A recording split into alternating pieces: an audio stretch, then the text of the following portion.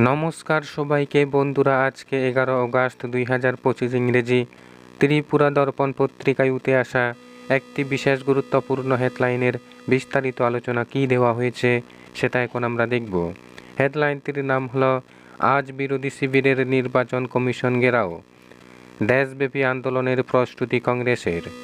এখানে বলা হচ্ছে সর্বভারতীয় স্তরে সার ইস্যুতে বড় আন্দোলনে নামতে চলেছে কংগ্রেস। সার বিরোধী দেশব্যাপী আন্দোলনের রূপরেখা স্থির করার জন্য আগামীকাল সোমবার দিল্লিতে বিশেষ বৈঠকে বসবেন কংগ্রেসের শীর্ষ নেতৃত্ব। এই বৈঠকে পৌরোহিত্য করবেন কংগ্রেস সভাপতি মল্লিকার্জুন খার্গে। বৈঠকে থাকার কথা রাহুল ও প্রিয়াঙ্কা গান্ধীরও। কংগ্রেসের সব সাধারণ সম্পাদক, সব রাজ্যের প্রদেশ সভাপতি এবং প্রথম সারির নেতাদের এই বৈঠকে উপস্থিত থাকার নির্দেশ দেওয়া হয়েছে।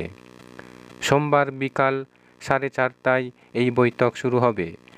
বৃহস্পতিবার রাতে দিল্লিতে রাহুলের বাসভবনে আয়োজিত নৈশভোজ ও বৈঠকে অভিষেক ও রাহুলের মধ্যে প্রায় 50 মিনিট আলোচনা হয়।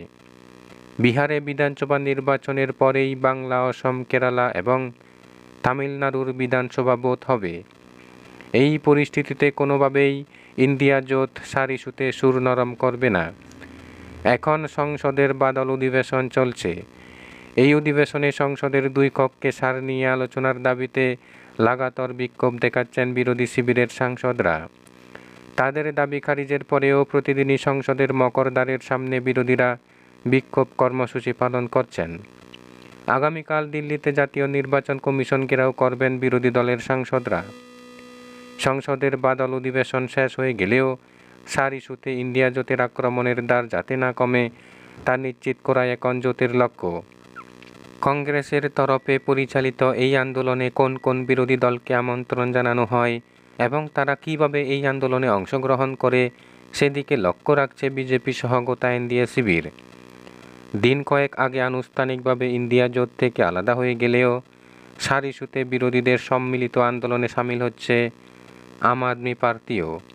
সোমবার দিল্লিতে জাতীয় নির্বাচন কমিশন ঘেরাও কর্মসূচিতে বিরোধী জোটের সাংসদদের সঙ্গে দেখা যাবে আম আদমি পার্টির সাংসদদেরও। অরবিন্দ কেজরিওয়ালের দলের এই অবস্থানকে স্বাগত জানিয়েছে বিরোধী শিবির।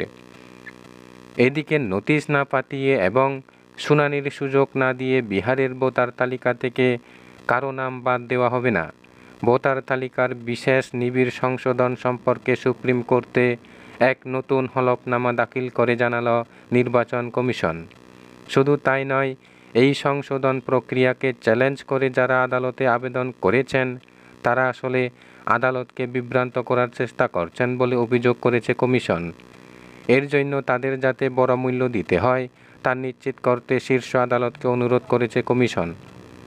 কমিশন জানিয়েছে 2025 সালের 1 আগস্ট যে খসড়া ভোটার তালিকা প্রকাশ করা হয়েছে তাতে যাদের নাম বাদ পড়েছে তাদের সকলকে তাদের নাম বাদ দেওয়ার কারণ জানিয়ে নোটিশ জারি করা হবে।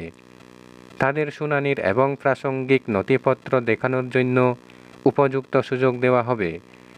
এরপরে ভিত্তিতে উপযুক্ত কর্তৃপক্ষ যে রায় দেবে সেই অনুযায়ী ঠিক করা হবে সংশ্লিষ্ট ওই ব্যক্তির নাম ভোটার তালিকায় রাখা হবে কি হবে না। কমিশন আরও জানিয়েছে, কোনো যোগ্য ভোটারের নাম যাতে ভোটার তালিকা থেকে বাদ না পড়ে তার জন্য তারা সম্ভাব্য সকল ব্যবস্থা নিচ্ছে। প্রত্যেক ভোটার তার নিজের যুক্তি যাতে পেশ করতে পারেন তার জন্য তারা দ্বিস্তরের আবেদন ব্যবস্থা রেখেছে। এমনকি বর্তমানে যে ভোটারের কাছে কোনো বৈধ নথি নেই তাদের জাতীয় পরিচয়পত্র পেতে সহায়তা করা হবে বলেও জানিয়েছে কমিশন। কমিশনের হলফনামায় আরও বলা হয়েছে, 1 আগস্ট থেকে 1 সেপ্টেম্বর পর্যন্ত খসড়া তালিকার পুঙ্খানুপুঙ্খ যাচাই বাছাইয়ের সুবিধার্থে রাজনৈতিক দলগুলিকে এর মুদ্রিত এবং ডিজিটাল কপি দেওয়া হয়েছে। এর পাশাপাশি জনসাধারণও অনলাইনে এই তালিকা যাচাই করতে পারবেন। যোগ্য ভোটাররা যাতে বাদ না পড়েন তার সভা করে বুথ লেভেল অফিসারদের পাঠিয়ে মানুষকে বারবার সচেতন করা হয়েছে। ভোটার তালিকার নিবিড় সংশোধন প্রক্রিয়া শুরুর পর থেকেই এর বিরোধিতা করে আসছে অধিকাংশ বিরোধী দল। তাদের অভিযোগ, আসন্ন বিহার বিধানসভা নির্বাচনের আগে এই প্রক্রিয়ার মাধ্যমে লক্ষ লক্ষ প্রকৃত ভোটারদের, বিশেষ করে প্রান্তিক সম্প্রদায়ের ভোটারদের ভোটাধিকার থেকে বঞ্চিত করার চেষ্টা করা হচ্ছে। তাদের মতে এটা বিজেপি পরিচালিত ভোট চুরি। এর মধ্যে এই বিষয়ে শীর্ষ আদালতে মামলা করেছে অ্যাসোসিয়েশন ফর ডেমোক্রেটিক রিফর্মস। তবে কমিশনের অভিযোগ, এই আবেদনের মাধ্যমে আদালতকে বিভ্রান্ত করার চেষ্টা করা হচ্ছে।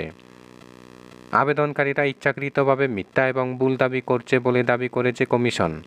কমিশনের অভিযোগ, এর আগেও ডিজিটাল প্রিন্ট এবং সোশ্যাল মিডিয়ায় মিথ্যা আখ্যান তৈরি করে নির্বাচন কমিশনকে অপমান করার চেষ্টা করা হয়েছিল।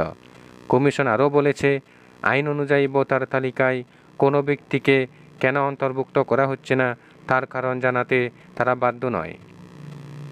বন্ধুরা, খবর আপাতত এই পর্যন্ত। বন্ধুরা, ভিডিওটি ভালো লাগলে লাইক, শেয়ার, সাবস্ক্রাইব করে আমাদের সঙ্গে থাকুন। ধন্যবাদ সবাইকে ভিডিওটি দেখার জন্য।